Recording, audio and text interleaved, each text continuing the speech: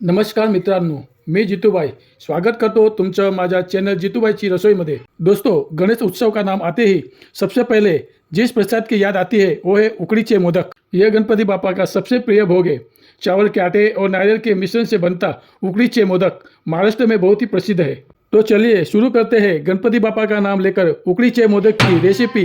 तो बोलो गणपति बापा मोरया। सबसे पहले हम बनाएंगे मोदक का मिश्रण यानी सारण। उसके लिए हमने यहाँ लिया है एक नारियल और इस नारियल को हम पीस के ले लेंगे। तो यहाँ हमारा कसा हुआ नारियल रेडी हो चुका है। लगभग 1 कप जितना नारियल कस कर तैयार हो चुका है। अब कढ़ाई में 1 चम्मच घी लेकर उसे गर्म करेंगे। घी गर्म होते ही हम उसमें डालेंगे 1 चम्मच जितना खसखस और खसखस डालकर उसे कढ़ाई में चलाएंगे। अब हम डालेंगे कसा हुआ नारियल। नारियल डालकर उसे हम कढ़ाई में धीमी आंच पर 2 से 3 मिनट तक चलाएंगे और नारियल को अच्छे से भूनेंगे।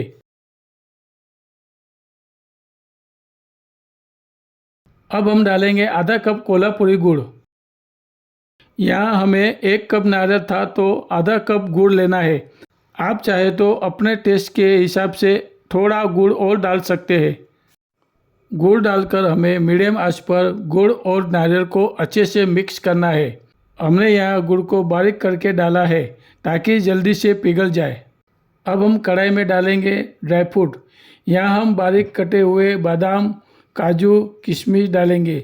साथ में 1 चम्मच इलायची जायफल का पाउडर भी डालेंगे और ड्राई फ्रूट को मिश्रण में मिक्स कर लेंगे। गुड़ डालकर हमें 2 से 3 मिनट तक मिश्रण को अच्छे से चलाकर पकाना है।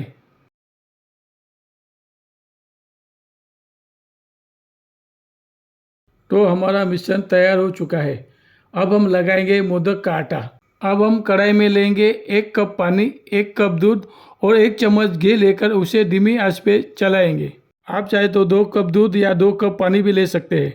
अब हम कढ़ाई में डालेंगे स्वाद अनुसार नमक और थोड़ी सी शक्कर डालकर हमें दूध और पानी को अच्छे से पकाएंगे और उबालेंगे। जैसे ही दूध पानी उबल जाए तब हम डालेंगे 2 कप चावल का आटा।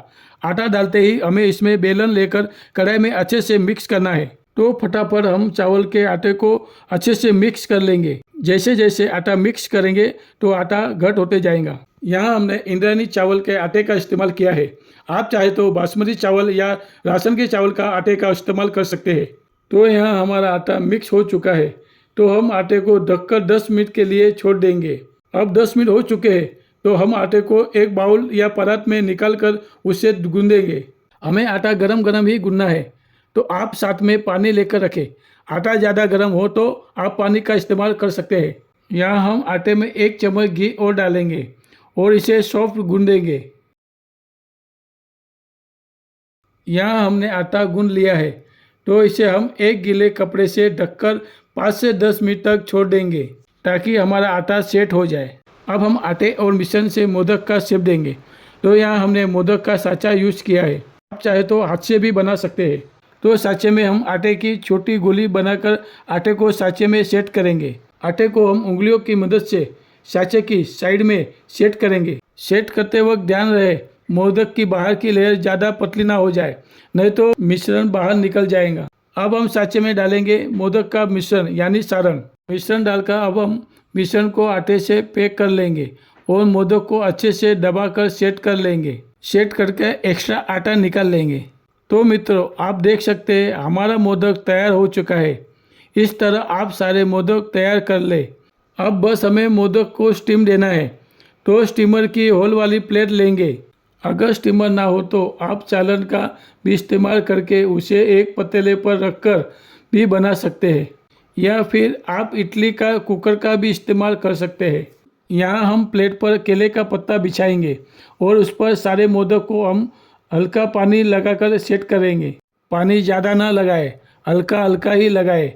और केले का पत्ता ना हो तो आप प्लेट पर ग्रीसिंग करके भी या मादर पार का कपड़ा रख के भी कर सकते हैं ताकि मोदक चिपके नहीं। यहाँ सारे मोदक को सेट कर लिया है। अब हम सारे मोदक पर एक एक केसर लगाकर प्लेट को हम स्टीमर में सेट कर लेंगे। यहाँ हमने स्टीमर में पानी पहले से ही गर्म कर लिया है। तो अब सारे मोदक को स्टीम देकर 10 से 12 मिनट तक पकाएंगे। मित्रों, हमारा मोदक बनकर तैयार हो चुका है। अब हम इसे हल्का ठंडा करके एक प्लेट में सर्व कर लेंगे। दोस्तों, हमारे उकड़ी के मोदक अब गणपति बापा का भोग लगाने के लिए तैयार है। भोग लगाकर आप मोदक पर घी डालकर मोदक का आनंद ले सकते हैं। तो मित्रों, कैसी लगी आपको उकड़ी चे मोदक की रेसिपी? आप कमेंट करके ज़रूर बताएं और इस गणेश चतुर्थी को घर पर ज़रूर बनाएं। ऐसी मज़ेदार रेसिपी के लिए हमारे चैनल को सब्सक्राइब करें, हमारे वीडियो को लाइक और दोस्तों के साथ शेयर ज़रूर करें। तो मिलते हैं अगले वीडियो में। धन्यवाद।